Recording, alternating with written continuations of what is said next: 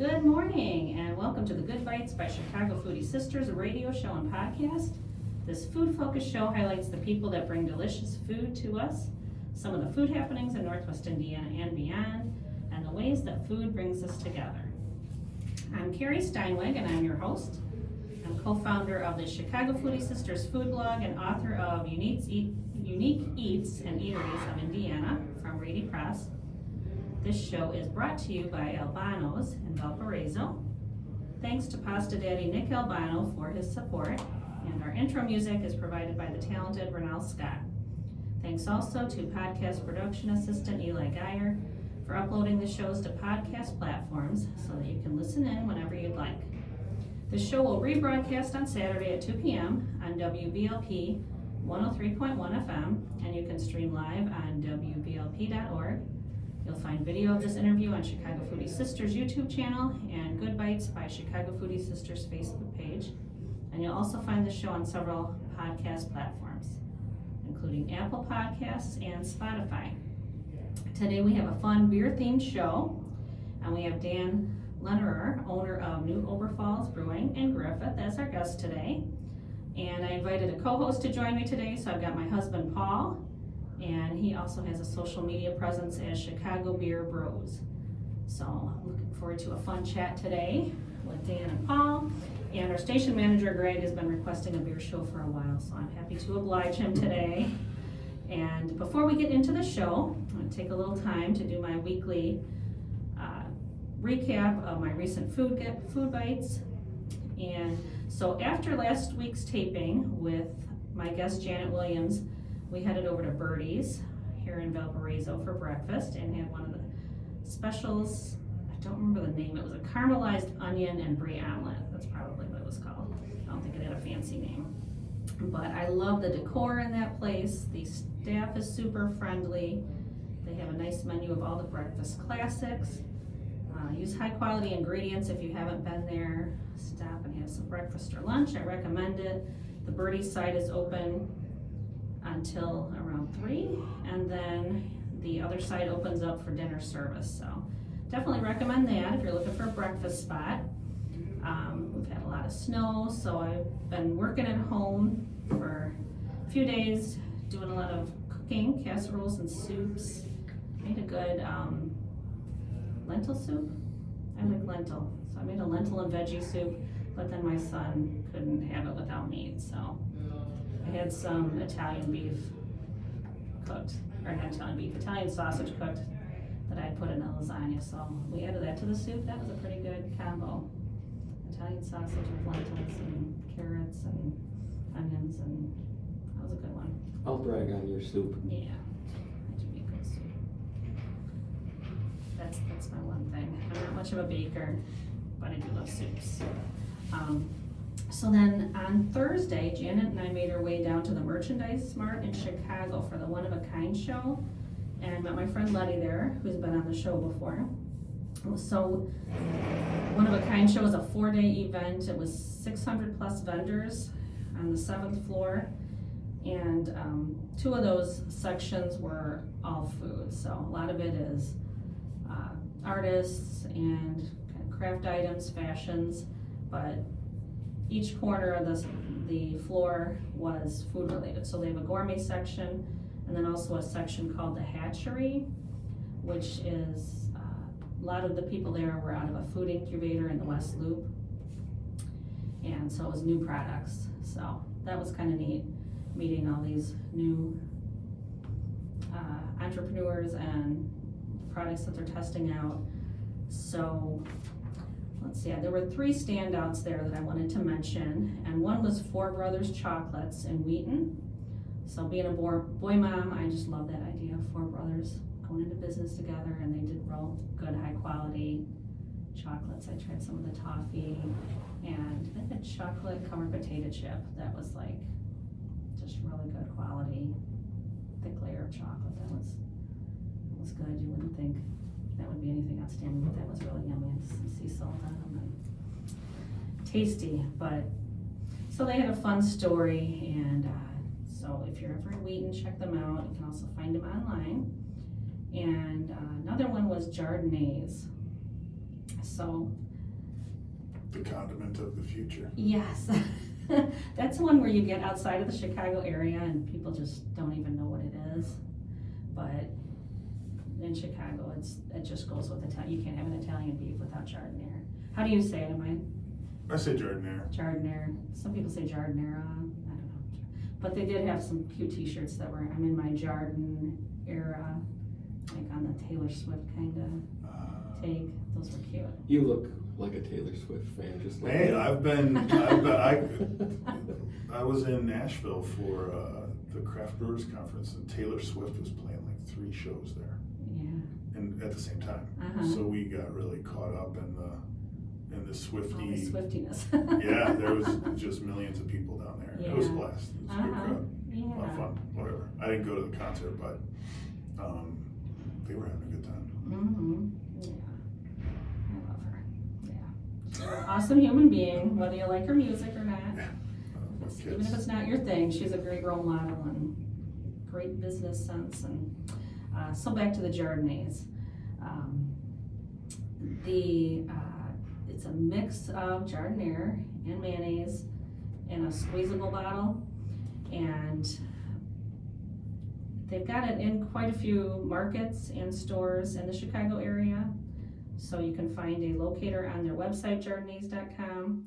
There's also quite a few restaurants using it as well, but they had to sample it. They had it made into an elote dip. I love elotes, anything elotes. So that was a good sampling.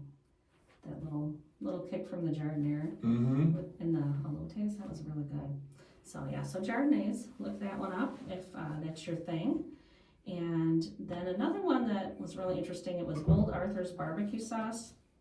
So I stopped when I saw the year 1837 on their sign and read a little bit about it. And the originator of the sauce is Arthur Watts. He lived to be 108, but he actually came up with all these recipes as a slave. And then later when he was freed, he moved north. He started this barbecue sauce and seasoning business, and it's now in its 6th generation. So the people were at the table, and I went up to the younger guy and I said, "Is it still in the same family?" He says, "Yeah, that's my great grandpa on the bottle."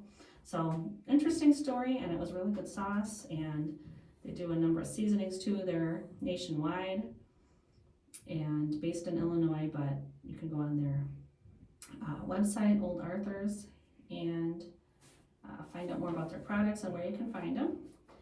And then I did 3 German markets this past week, so 3 Christkindl markets in 4 days. So ate a lot of good stuff. Have you been to any of the Christkindl markets before? The one on Daly Plaza I've been to a lot. I used to live in Chicago, and we take our kids there to see Santa. Oh, okay. For several years until my daughter was probably 2 or 3. So even when we were living in Northwest Indiana, we were still going down there to go. So yeah, I love the Christkindl market. Yeah. The Daly Plaza one is very compact. It's always very crowded. No, it's gotten busier over the Yeah, years. and then there's of course the big controversy this year about the attendance limits, which I think I had seen they were limiting it to 1,500. Half of what social distancing at 6 feet would have permitted, which is very odd. Yeah, and it's in recent years I usually would try to go during the week so that I didn't have to wait long, but if you were there on the weekend, you could wait quite a while to get in, and I can imagine it's more of a wait.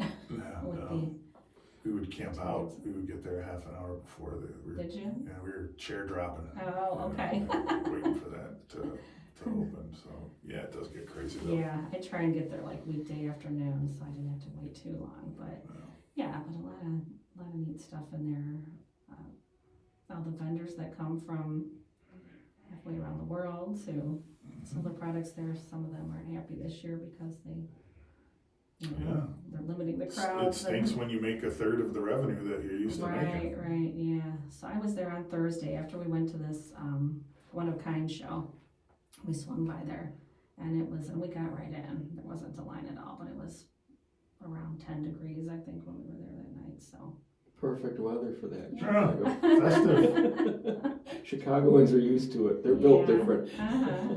Yeah, so I've been to that one several times. One year or a few years they did one in Naperville, and that one was really nice because it was at Naper Settlement, so it was spread out, and parking was still a nightmare and getting in there. But once you were in there, it was a large area, so it wasn't, as jam-packed. You could move around. Daily Plaza, sometimes you get in there and you're shoulder to shoulder with people. But, so I like the one in Naperville. They don't do that one anymore. They've got one in Aurora now, and one in Wrigleyville, which I have not been to yet. I gotta check that one. But I was in Indianapolis over the weekend. Paul and I went down because I was doing the author fair at the Indiana Historical Society. My book, Unique Eats and Eateries of Indiana, was included there. There were 67 authors, so it was a really cool event. They had all different genres. The former governor was there. He just did a book. Eric Holcomb had a book, I think it was all photography from his time in office and his stories. So yeah, so I was one of the authors there. So while we were in Indy, I was talking to one of the authors, and she mentioned that there was a Chris Kindle market at the Athenaeum. How do you say that? I say Athenaeum. Athenaeum. It's downtown Indianapolis. It was their old German social club. And right, that big old brick building. Yeah. Oh, it's beautiful building. Yeah, I love that building. It's gorgeous. Yeah. So. And the beer garden outside, the little stage. Yeah, that's a great spot. So we decided to go there for dinner because we love German food. Yeah. Paul's dad grew up in Berlin, came here when he was 18. So I got introduced to German food when I married into that family, and so I was itching for some German food. So we went to the Rathskeller in that building for dinner, and then they had a Chris Kindle market out in the beer garden, which was perfect spot for it. I know, it was so cool. It was again kind of a compact area, but they had everything that you would want at a Chris Kindle market. They had all the. We have to mention Krampus was there. Oh, yeah. Rathskeller. As we were going out to get in there. Friday night was Krampusnacht, or Saturday night. Yeah. Oh, okay. Oh, yeah. And then St. Nicholas Day was Sunday or Saturday? Yeah. 6th. But they had a Krampus parade out in front. With many crown pie. Yes. So how many were there? Maybe a couple dozen. Really? Yeah, they had some kids there too, in costumes and everything. Yeah, it was a pretty cool. pretty neat showing. That's great. And they were doing a parade. They invited us to do the parade with them, but isn't that fun? It was cool. Yeah. So we had that as we were entering, and then we did the Chris Kindle market there. We had didn't eat at the Chris Kindle, but we ate inside for dinner. Scaled it back from what we usually get, but had to get those pretzels, and they had the best mustard there. It's that horseradish. Engelhofer, and I know exactly it's Bernie mustard. Oh my gosh, it's like a bite and it just goes, it doesn't like hot sauce is like burn going down, like that. Yeah, that's that horseradish like burns going up. Yeah. I love feeling it go like, feel it clearing your sinuses. Yeah. She's a glutton for punishment. She was making faces every time she had that mustard on the pretzel. And then there was someone else sitting at the table across from us that was making some interesting faces eating the mustard. Yeah. But it's kind of, anybody that eats that mustard is really a glutton for punishment because you just go back for more. Yeah. It kind of burns your sinuses, and then when you're over that, you're like, oh, I need more of that. That's true. Yeah, so I had a good meal there, and when we walked in, we were like, oh no, because it was also Big Ten weekend, so I think we were the only people that were not in Indianapolis for football. It was just, the IU people everywhere. I mean, everywhere you looked, and everything was packed. And so we walked in, and I went up to the hostess stand, and we walked in there at like 5 o'clock, and she was like, oh, I don't have any tables available till 8. She says, but you could go in the bar, and we found a seat in the bar, so that worked out. The only seat in the bar. Yeah. We scored with a seat inside the Rathskeller, but before we even made it in there, we scored with parking. Yeah, we got lucky. Half a block away, I think we parked. We must have had the last spot for miles around. Yeah, but that was, it was a cool little festival. I mean, that was not a huge area, but they had the stage there. They had all the food that you would want, the vendors. That was, really cool. Some fun photo ops. they had curling there. I love curling. I always wanted to do curling. Theirs was, not legit ice, so it didn't slide like it should have, but I love curling. It's like whenever I come across it on TV, that's one of those things I just have to stop whatever I'm doing and watch curling. It's just mesmerizing to me. But anyway, that was a cool night. And then the next day, we checked out of the hotel and went over and did the caramel Christkindl market. Oh, that one is amazing. It's been voted, I don't know, one of the big newspapers or something. It was voted best Christkindl market in the country. And I've heard a lot of people say it's the most authentic to Germany, like in the US. So, yeah, that was really a nice one. It was, again, a nice big space. They have a whole ice rink next to it, and I don't know, it's more vendors, I think, than the Daily Plaza one. And it was, along the rows they had, and then they had a covered pavilion where they had the dancers and the bands, and it was a good time. Yeah, and I got one of the things they have there that was kind of neat. It's on a stick. It's what is it, Kartoffel something. It's a potato, like a spiral potato on a skewer. Yep. So those were neat. Everybody's walking around with those. I got my schnitzel, and I had to get a raclette. Yeah. Yeah. We've done that with Nick Hone with the Roaming Wedge is the name of his business, the cheese guy. Awesome. Oh. And he's done raclette at our tap room on steak sandwiches. Oh. That sounds awesome. It was a big hit. It was too big of a hit. Yeah. Yeah. Where it makes, it creates disappointment when we do stuff like that because our place is too small. Oh, okay. Holds 60 people. So on the best of days, we can only serve 300, 350 maybe. And if 700 people want what only 350 people can get, like you get people stomping out of there angry. And we quit doing things like that a long time ago. Okay. And they 1-star you on Yelp, and then you're fighting a losing battle. You know? That's interesting that there's a downside to having something good on the menu. It's the oddest thing, and probably why running a restaurant or a food-related establishment, whether it's a brewery, a restaurant, a winery, or whatever, if you're known for your food, really just hospitality in general, like it's the one person that walks away disappointed, not the 99 people that you made happy that day. Like that's what sticks with you. So you have to eliminate that person from the mix entirely, or they ruin it for the 99 for the next time, or for everybody who works there. Like, the staff doesn't want to work their butt off all weekend, and then on Monday morning when they have a minute, like, because they do look at reviews.